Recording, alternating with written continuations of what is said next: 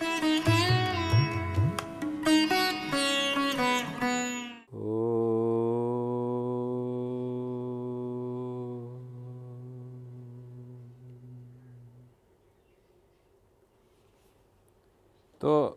ये पहला पाद समाप्त हो रहा है। समानाधिकरण अधिकार बोला जाता है इसको।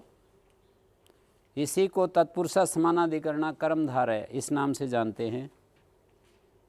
आखिरी में इन्होंने ये दिए हैं, जही कर्मणा बहुलम आभिक्षणे कर्तारम च विदधाति।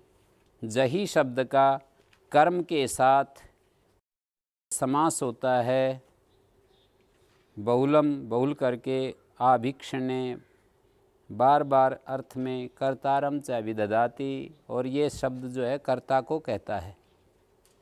जैसे जही जोड़ा, जही लोट मध्यम पुरुष का एक वचन है। तदेतत् कर्मणा बहुलम समस्यते। आभिक्षणे गम्य माने समासेन चेत कर्ता गम्यते। समास से यदि कर्ता का कथन हो रहा हो, जैसे जही जोड़म इति आभिक्षणेन या आह स जही जोड़ा। जही जोड़म, जोड़म जही, जोड़म जही, ऐसे कोई बार बार कहता है उसको जही जोड़ा कहेंगे। अस्नीत पिबता इत्येवं यत्र सत्यम अभिधीयते सा अस्नीत पिबता, एक प्रकार का मुहावरा है। खाओ पियो, खाओ पियो भाई, खाओ पियो, मौज बढ़ाओ।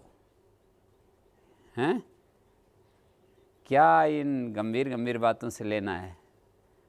भौतिकवादी लोग ऐसे ही बोलते हैं ना। तो अस्नीत पिबता उसको कहेंगे। स्वभाव से स्त्रीलिंग है ये शब्द। अस्नीत पिबता का मतलब है अस्नीत पिबत, ये मध्यम पुरुष बहुवचन। अस्नीत माने खाओ, पिबत माने पियो, ऐसा। इत्येवं यत्र सत्यम विधीयते, ऐसा जहाँ जिस क्रिया में निरंतर कहा जाता है उसको अस्नीत पिबता कहते हैं। और आगे कह रहे हैं पचत भृज्यता, पकाओ भूनो, पकाओ भूनो, ऐसा जहाँ कहा जाता है। भ्रस धातु का है ना भृज्यता। सै को जय किससे हुआ आशुतोष जी? सकार स्थाने जकार केन। अभी बताया था ना भृज्यता, स्तोष्टनाष्टो जलाम जसी। भ्रस धातु के रै को री किससे हुआ? ग्रहिजा वै वधि वष्टि विचति वृश्चति भृज्यति नाम गीति च, सम्सान हो गया। ग्रहिजा वै वधि सूत्र से रै को सम्सान हो गया। पचत भृज्यता, खादत मोदता, खाओ मौज करो। खादत चमता, खाओ पियो। आहर निवपा, आवप निष्किरा। उतत उत्पच विपचा, भिंधी लवणा, छिंधी विचक्षणा, पच लवणा, पच प्रकूटा। ये आकृतिगण है। भिंधी लवणम इति यस्याम अभिधीयते सा भिंधी लवणा। पच लवणम इति यस्याम अभिधीयते पच लवणा। भिंधी लवणम यत्र विधीयते। बार बार अर्थ में है ना जी ये। आख्यातम आख्यातेन क्रिया सातत्य, ये जो वार्तिक है ये आख्यात का आख्यात के साथ समास कराता है। एक तिङंत का दूसरे तिङंत के साथ। जैसे अश्नीत एक तिङंत है, पचत पिबत एक तिङंत है, मध्यम पुरुष लोट लकार मध्यम पुरुष एक वचन है। पचत भृज्यत एक, खादत मोदत, खादत आचमत, ये आचमत है। खादत आचमत, आचमत माने आचमन करो माने पियो। आहर निवप एक एक एक तिङंत है, लोट लकार मध्यम पुरुष। आहर वप निवप, आहर निवप यत्र विधीयते। लाओ बो है। आवप निष्किर, ये जिसमें बोला जाता है निरंतर बोला जाता है। उत्पच विपच, आगे भिंदी लवणा छिंदी लवणा, ये वाले रूप जो है तिङंत का तिङंत के साथ नहीं है। भिंदी तो तिङंत है पर लवणम नहीं। भिंदी लवणम यत्र विधीयते। छिंधी विचक्षणम यत्र विधीयते। पच लवणम पच प्रकूटम यत्र विधीयते। स्वभाव से स्त्रीलिंग है ये शब्द। पूरा प्रयोग का पता नहीं है वैसे, थोड़ा मैंने कोशिश की है। सही सही इनका कैसे प्रयोग होता है, कहाँ पर प्रयोग होता है, बहुत है। शास्त्र में भी काम करने के लिए बहुत है, शास्त्रों में भी काम करने के लिए बहुत काम है। ऐसा नहीं सब ने कर दिया जो करना था जी, कुछ बचा ही नहीं है काम करने के लिए, हैं। हर क्षेत्र में सृष्टि के अंत तक इतना काम करने वाले के लिए है कि ऐसा कोई नहीं कह सकता है काम ही नहीं बचा जी, करें क्या। सब ने तो सब आगे आगे कर दिया सब।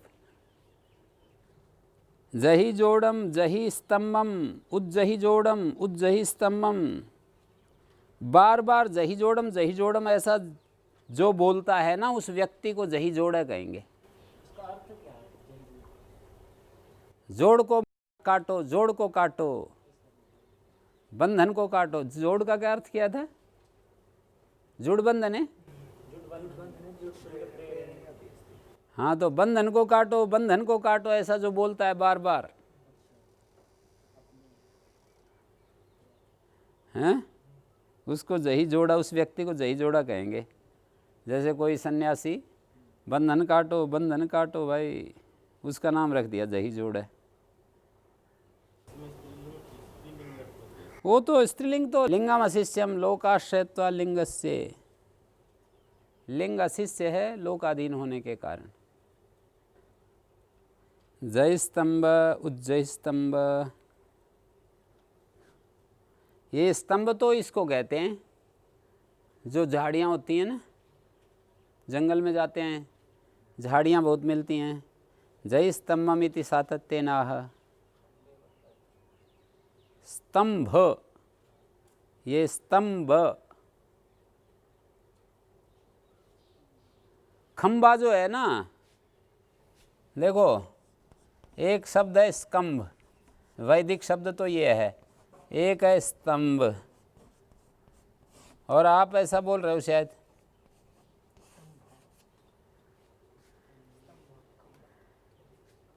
खंभ।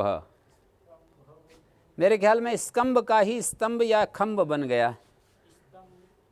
स्तंभे रमा करणे जप, स्तंभे रमा हाथी होता है जो झाड़ियों में रमण करता है।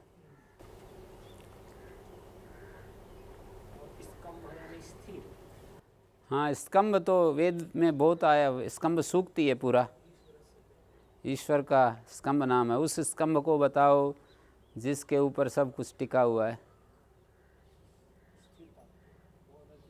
स्थिर एक तत्व, सारी गति स्थिर तत्व के ऊपर है ना।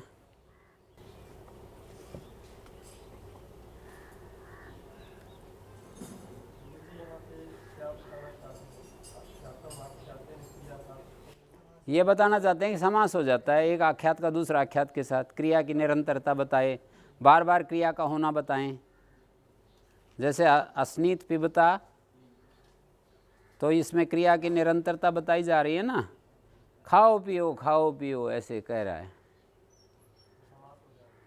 समास हो गया ना। अस्नीत पिबता समास होकर के शब्द जो है स्त्रीलिंग में बनेगा। ये लिंग जो होता है वो स्वभाव से चलता है, उसको कोई विधान नहीं। लिंग जो है लिंगम अशिष्यम लोकाश्रयत्वा लिंग से, लोक का मतलब है शिष्ट लोक, विद्वान पुरुष जैसा बोल देते हैं बस वही लिंग प्रमाण होता है। बहुत सारे ये शब्द हैं इसमें, अपरिचित शब्द हैं, कहाँ कहाँ प्रयोग होते हैं ये, जैसे बड़ा ये इसमें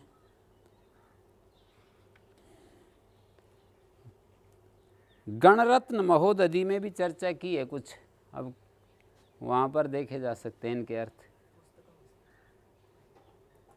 वर्धमान सूरी की गणरत्न महोदधि,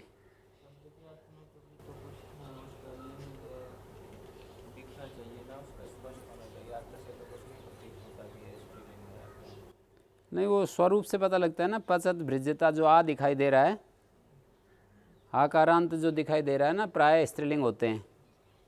प्राय मैंने इसलिए कहा, कहीं कहीं व्यभिचार भी देख।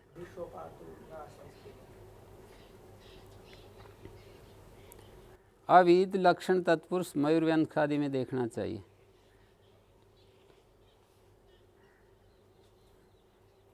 इस गण में जो शब्द हैं प्राय अप्रचलित शब्द जैसे हैं। स्नात्वा काल का प्रतीयमान क्रिया की अपेक्षा से समान कर्तृकत्व मान लेंगे। स्नात्वा काल का दो क्रियाएं होती हैं तब कत्वा होता है ना, तो क्रिया गम्यमान है, गम्यमान क्रिया की अपेक्षा से स्नात्वा बोल देंगे। स्नात्वा काल का संपन्ना ऐसे बोलेंगे, स्नान करके और काला हो गया। जैसे कोई आदमी, माताएं कभी कभी करती हैं ना, बच्चे को स्नान कराकर टीका वगैरह काला लगा देती हैं कि नजर ना लग जाए, तो स्नात्वा काल का संपन्न है ऐसे प्रयोग होगा, हैं। एक अच्छा सा मकान बना करके और उसके ऊपर कुछ हंडी वगैरह रख देते हैं, मकान के नज़र ना लग जाए। नज़र जो है मकान को भी फाड़ देगी ऐसे मानते हैं, मतलब नज़र में इतनी ताकत मानते हैं वो जो मानने वाले हैं। समास का अंतोदात तत्व और ल्यब अभाव निपातन से हो रहा है। ऐसे ही निश्चितम च प्रचितम च निश्चप प्रचम, आचितम च उपचितम च आचोपचम। आचित को आचय आदेश, उपचित को उपचय आदेश। उदक च अवाक च उच्चावच्चम, उच्चैश्च नीचैश्च उच्च नीचम। ये यहाँ पर पद्मंजरी में दिए हैं उदाहरण, वो मैं पढ़ रहा हूँ। न्यास में भी दिए हैं। उच्चावचम में उदक च अवाक च, उच्चैश्च नीचैश्च उच्च नीचम। निपातन है आचितम च उपचितम च आचोपचम, आचितम च पराचितम च आचय पराचम, निश्चितम च प्रचितम च निश्चप प्रचम, न किंचित विद्यते अकिंचनम। और पद्मंजलि ने कुछ तो दिए हैं, कोशिश की है जितना वो कर सकते थे। जैसे उद्धर उत्सृज, यस्याम सो उद्धर उत्सृजा, आख्यातम आख्यातेन सिद्धे असातत्यार्थम वचनम। आगे एक वार्तिक आया ना अभी जो पढ़ रहे थे, आख्यात का आख्यात के साथ समास होता है क्रिया सातत्य में, तो इसी से सिद्ध था। तो इधर वाले ये जो शब्द है ना शुरू में, कौन से, उद्धर उत्सृजा, उद्धम विधमा, उत्पत विपचा, उत्पत निपता, ये क्रिया सातत्य के अभाव में भी हो रहे हैं। क्रिया की निरंतरता अभाव में भी ये क्रियावाची शब्दों का ही समास है यहाँ। उद्धर उत्सृज है ना, उद्धर उत्सृज इति यस्याम क्रियायाम वर्तते, ये क्रिया को बोलते हैं, क्रिया को बोल रहे हैं ना ये शब्द। उद्धर उत्सृज यस्याम क्रियायाम, उद्धर उत्सृजा क्रिया, उद्धम विधमा, उत्पज विपचा, उत्पत विपता, ये सब क्रिया को लिए आ रहे हैं सातत्य के अभाव में भी। और कृति छेदने से कृंत विचक्षणा इति यस्याम क्रियायाम कृंत विचक्षणा। कृंत का मतलब हे विचक्षण, हे विचक्षण काटो, ऐसा जिस क्रिया में कहा जाए उस क्रिया को कृंत विचक्षणा कहते हैं। हैं? हाँ, भिंधी लवणा, ये आख्यातम आख्यातेन से जुड़ी हुई बात नहीं, अलग है। भिंधी लवणा, भिंधी विचक्षणा, छिंधी विचक्षणा, पच लवणा, पच प्रकोटा, ये हाँ आख्यातम आख्यातेन क्रिया सत्य उत्पच विपचा तक है। भिंधी लवणा, छिंधी लवणा, पच लवणा, पच प्रकोटा, ये जो है चार शब्द अलग रह गए। और फिर अभिहित लक्षण तत्पुरुष मयूरव्यंश आदि गण में देखना चाहिए, ऐसे कह दिया। ठीक है। और इधर एहीड आयो अन्य पदार्थ है, एहीडम एही अवम, जिस कर्म में, अन्य पदार्थ यहाँ कर्म है, क्रिया नहीं। स्त्रीलिंग हो तो क्रिया, देखो एक कर्म शब्द होता है नपुंसकलिंग और क्रिया होता है स्त्रीलिंग। एहीडम ये कर्म का विशेषण हो जाएगा। एही इड इति अस्मिन् कर्मणि एहीडम एही यवम एही वाणिजा इति वाणिजा इति यस्यां क्रियायाम् एही वाणिजा अपेही वाणिजा प्रेही वाणिजा एही स्वागतम यस्यां क्रियायाम् एही स्वागता। जैसे दो शब्द तो नपुंसकलिंग है, एहीडम एही यवम, लेकिन एही वाणिजा एही ये क्रिया के लिए आ गए, दिखाया भी है इन्होंने। एही वाणिजा क्रिया अपेही वाणिजा क्रिया क्रियाध्यार प्रेही वाणिजा एही स्वागता अपेही स्वागता प्रेही स्वागता एही द्वितीया अपेही द्वितीया ईह वितर्का प्रोह कटा एही स्वागतम आओ स्वागत है, ऐसा जिस क्रिया में कहा जाए एही स्वागता। जैसे कोई बोले ना आइए स्वागत है, तो ये जो कथन है ये एही स्वागता कह रहे हैं। क्या हो रहा है? बोले एही स्वागता प्रचलति हैं, अभी तो स्वागत कार्य चल रहा है, तो यही स्वागता प्रचलति ऐसे बोलेंगे। यही स्वागता चल रहा है संस्कृत में।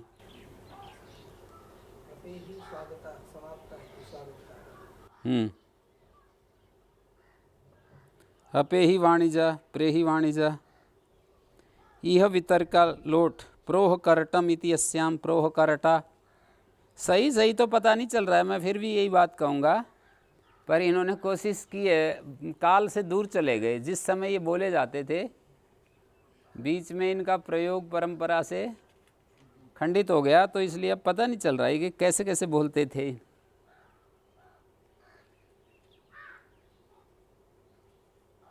कुछ तो चले आ गए, जैसे अस्नीत पिबता बिल्कुल चला हुआ आ गया। हाँ, पचत भृज्यता पकाओ भुनो, अकंचन शब्द अभी आ गया।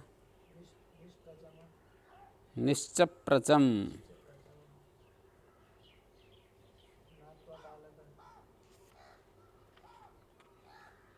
पूर्वापराधरोत्तरम एक देशी नेकाधिकरणे।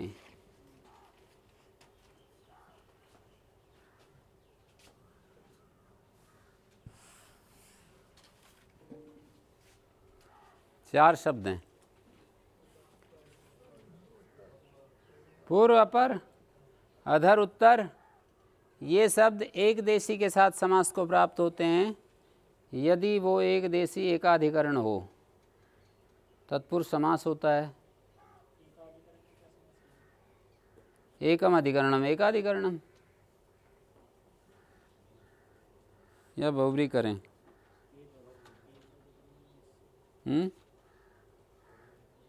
एक देशो अस्य अस्ति इति एक देशी दिया है। एकम तद अधिकरण, एक अधिकरण। मैंने बोला एकम अधिकरणम एकाधिकरणम, तो वो भी कर्मधारय का ही स्वरूप था। एकम अधिकरणम एकाधिकरणम। एक देशी होता है अवयवी, उस अवयवी के साथ पूर्व अपर अधरोत्तर शब्दों का समास होता है। पूर्व अपर अधरोत्तर ये अवयवाची होंगे जब अवयवी के साथ समास होगा। जैसे पूर्व कायस्य, जैसे काय अवयवी है, उसका पूर्व भाग, पूर्व जो अवयव,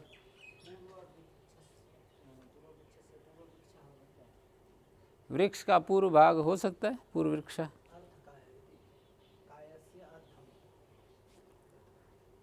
पूर्व अपर अधर उत्तर, ये चार शब्द है ना।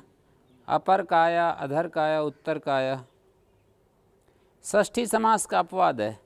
एकाधिकरण जो एक देशी का विशेषण है, वो जो एक देशी है वो एकाधिकरण होना चाहिए। हाँ, एकम चेद अधिकरणम एक द्रव्यम एक देशी भवति। एकाधिकरण का अर्थ है एक द्रव्य। वो जो एक देशी है वो एक द्रव्य होना चाहिए। जो एक देशी है वो एक द्रव्य होना चाहिए। ऐसे नहीं कह सकते पूर्वम छात्राणाम यहाँ पर समास नहीं होगा। पूर्वम छात्राणाम, यहाँ जो छात्राणाम है इनका पूर्व एक देशी नहीं है। यहाँ पर जो छात्राणाम कह रहे हैं ना, छात्राणाम एक देशी तो मान सकते हैं पर एक द्रव्य नहीं मान सकते। जैसे आप सारे विद्यार्थियों की एक क्लास है तो इस क्लास को हम एक अवयवी मान लें और इसके अवयव हो जाएं 4, 2, 6, 7, 8, 9, 10, 11, 12 अवयव हो गए। मान लीजिए 12 अवयव हो गए, तो 12 अवयवों का अवयवी क्या हो गया? पूरी क्लास, कक्षा। पर ये जो मैं कह रहा हूँ पूर्वम छात्राणाम, ये एकाधिकरण नहीं कह सकते इसको। शरीर को तो एकाधिकरण कह सकते हैं, ये अवयवी भी है कि हाथ पैर ये सब अवयव अलग अलग हैं। वृक्ष को अवयवी कह सकते हो, एकाधिकरण भी कह सकते हो। गाय को अवयवी कह सकते हो, एकाधिकरण भी कह सकते हो एक गाय को। पर गायों के झुंड को, उसको आप एक देशी तो कह सकते हो, एकाधिकरण नहीं कर सकते।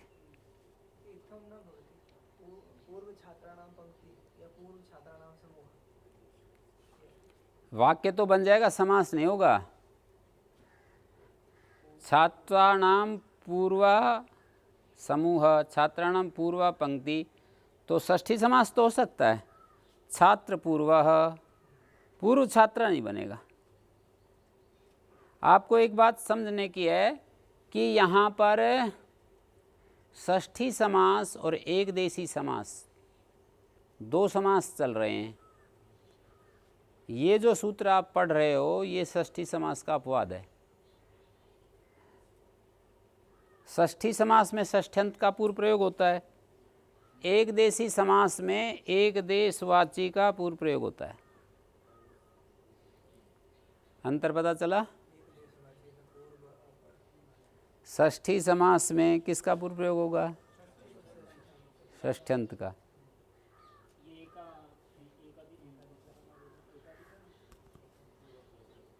जो एक देशी वो एकाधिकरण होना चाहिए, एक द्रव्य होना चाहिए। मैं जैसे पूर्व काय से पूर्व काया, काय जो है एक देशी और एक द्रव्य। ये जो ऊपर से नीचे तक शरीर नहीं दिख रहा है, ये एक देशी है, इसके बहुत सारे अवयव हैं। एक देश कहते हैं अवयव को। जैसे हाथ एक अवयव हैं, कान एक, सिर, गला, छाती, पेट, पैर, घुटना।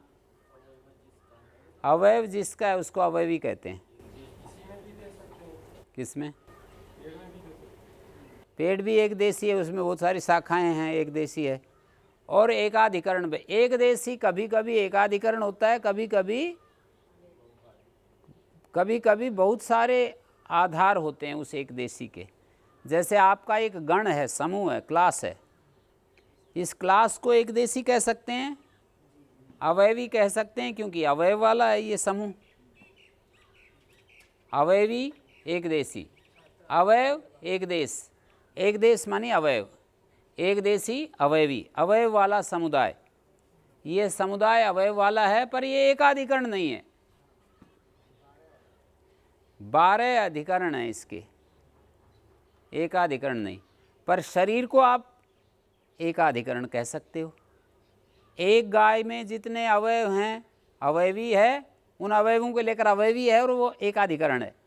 लेकिन गायों का समुदाय एक देशी तो कह सकते हो, विवक्षा के आधार पर, संघ के आधार पर, उसको एकाधिकरण नहीं कह सकते। तो ये सारी बातें इसमें मिली हुई हैं। पूर्व पर अधर उत्तर का समास होता है एक देशी के साथ, अवयवी के साथ, और वो एक देशी एकाधिकरण होना चाहिए, ये कह रहे हैं। वो एक देशी एकाधिकरण।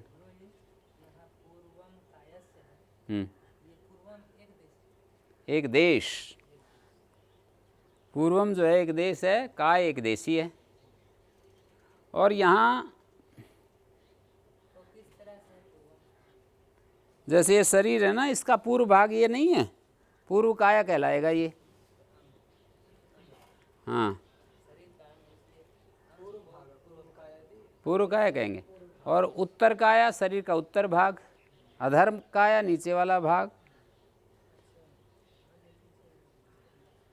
हाँ, पूर्व काया, अपर काया, अधर काया, उत्तर काया। सामने वाला भाग उत्तर काया हो जाएगा। हाँ, अपर भाग, अधर भाग। षष्ठी समास का अपवाद है ये। दो प्रकार की विद्या हैं, एक पर और अपर, परा अपरा। तो परा तो उत्कृष्ट है और अपरा जो है उससे नीचे वाली है। जो पहले है वो अपरा है, बाद में है वो परा विद्या। दो विद्याएं हैं ना वेद में, परा अपरा। दो विद्याएं वेद में नहीं हैं, यूँ कहा है विद्याएं कुल मिलाकर दो हैं।